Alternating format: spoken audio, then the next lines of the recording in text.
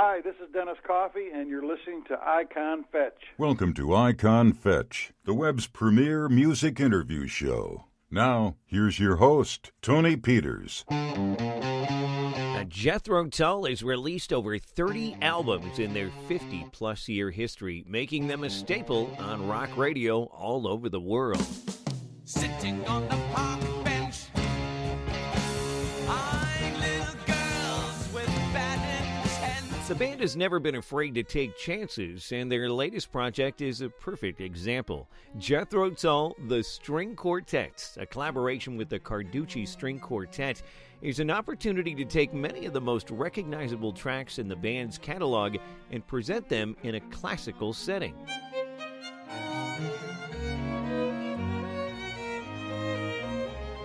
Well, this left turn has proven quite successful, as the album has recently hit #1 on the Billboard Classical Albums chart. It's also the first Tull album to come out exclusively through Pledge Music. And to talk about all of this, we welcome back to the show Ian Anderson. Ian, good to talk to you. How are you? I'm very well, thank you. How are you? Good. Now, I read an interesting tidbit here. I just read this just a few minutes ago, that this album hit #1, and this is familiar territory for you. You also hit #1 back in '95 with your album Divinities, and then you hit #1 on the pop charts, album charts, with A Passion Play. That happens to be every 22 years. Are you like a numbers guy, or it's kind of ironic? Well, funny you mention that. I just was thinking the same thing last week when I thought that through, and I said to somebody, I said, yeah, every 20 years or so, we go to #1. But I have a feeling that however optimistic I might be, that I might be missing out on the next one. You never know. We can hope. I mean, if you had thought back when A Passion Play came out that you would be in 2017 having a #1 hit, I don't know. You just never say never, right? Well, at the age of 91, anything is possible. That's right. I think, Vera Lynn, I think she had a #1 hit when she was that age, so who knows? So, anyway, talking about this project, I mean, Tull has used classical elements and strings before, but this is kind of diving all the way in on this. What sort of got the ball rolling on this project? Well, I'm no stranger to working with orchestras, which from time to time I do. But in terms of the perhaps the decorative value of a string quartet, it's something that goes all the way back to 1968, in November of 1968, when I first recorded with a string quartet on a tune called A Christmas Song. Once in Royal David City,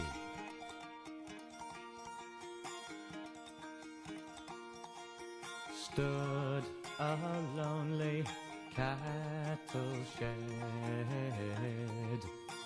And that was just me playing mandolin and singing and a string quartet. And that was a very focused little ensemble.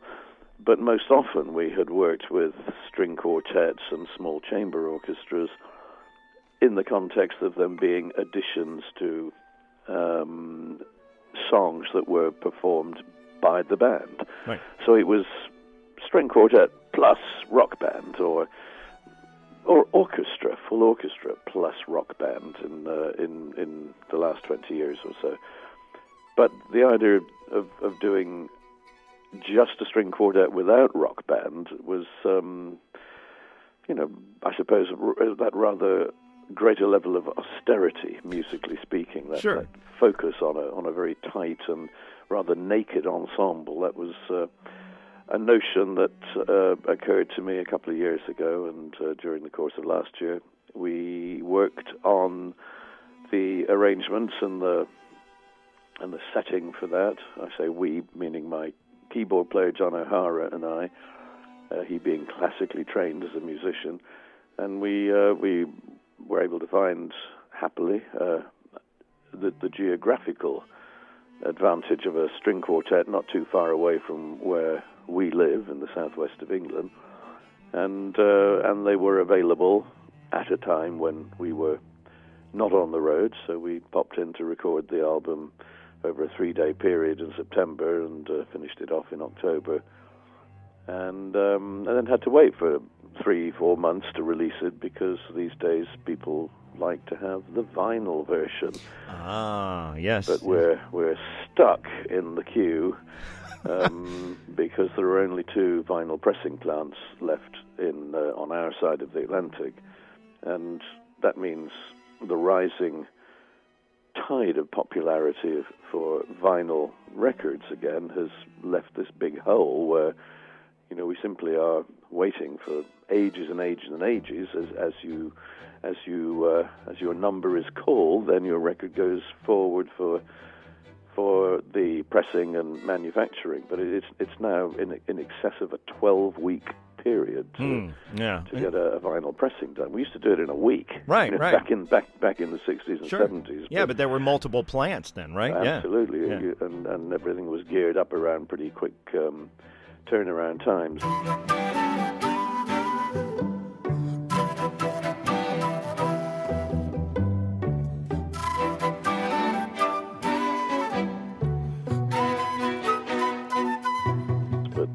These days, no, it's holding everything up. So if people want vinyl, then if they want a simultaneous vinyl release, which many of our fans do, but they've got a little bent out of shape. If they could buy the download or the CD, and then had to wait another 3 months longer to get the vinyl pressing, they might be a little upset by that. And so we try to have a simultaneous release of all the different product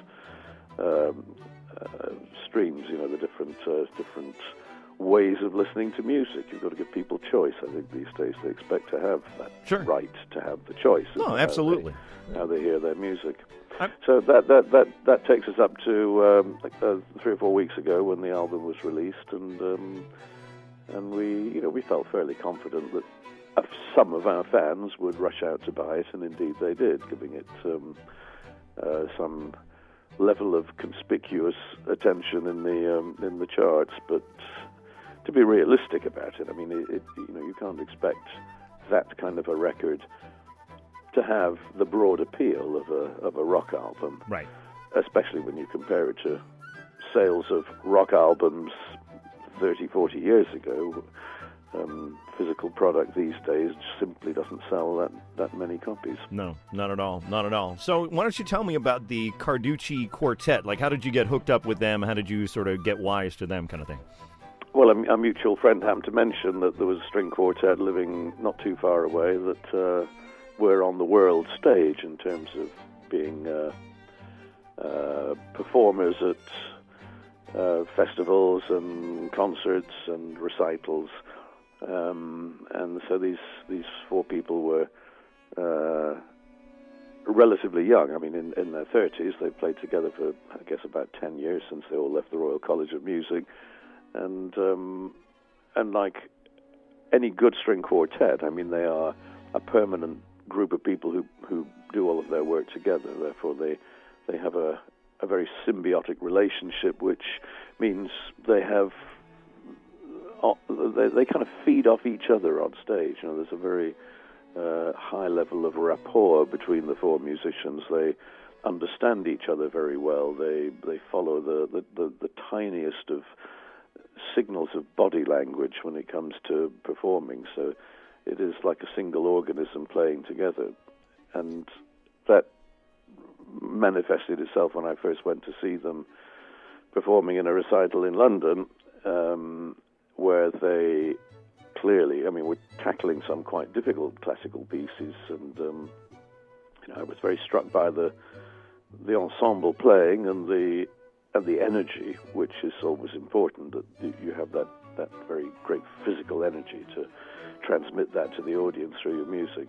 And so they were a spirited bunch of relatively young players that I decided were a better bet than having to travel to Prague or Budapest to work with string quartets that I've worked with in previous years on odd concert dates where they've joined the band as an additional element.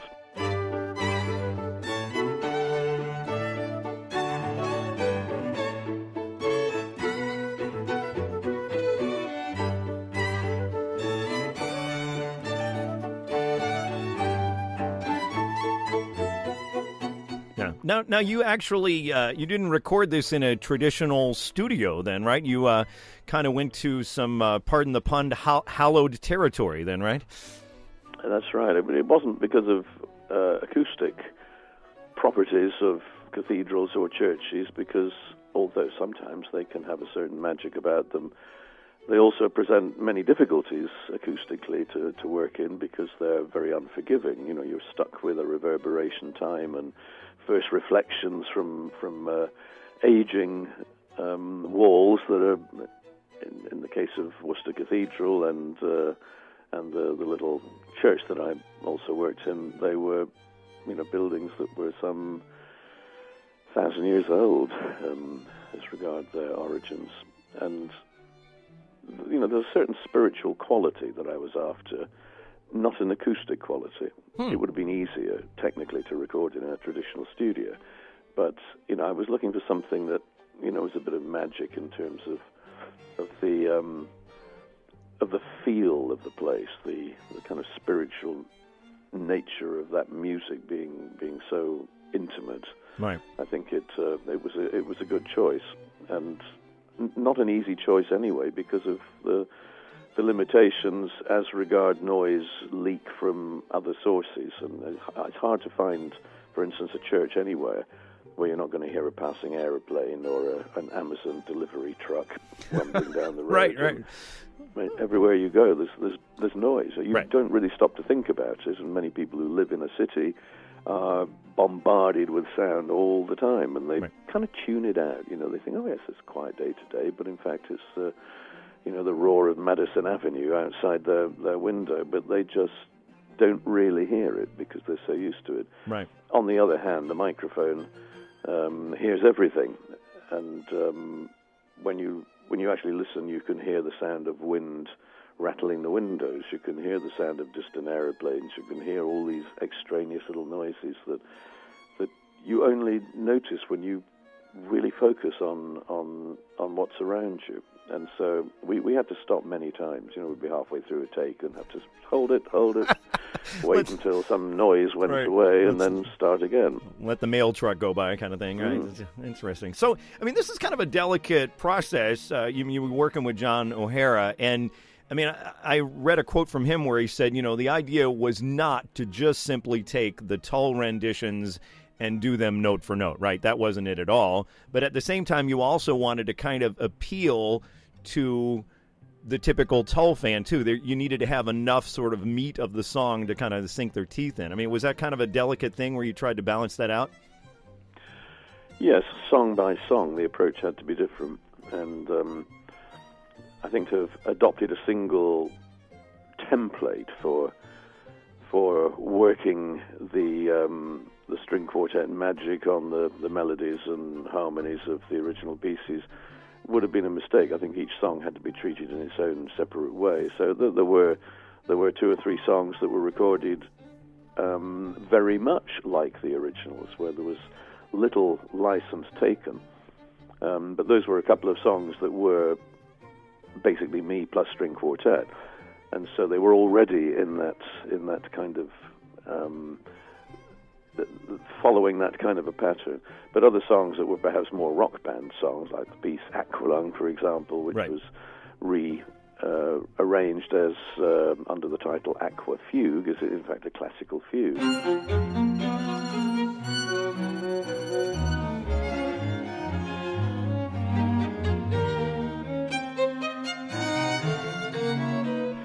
And so the nature of the music is, particularly at the beginning, is quite different, and it's only as it progresses you realize what you're hearing are the familiar melodies and musical motifs that make up that original recording.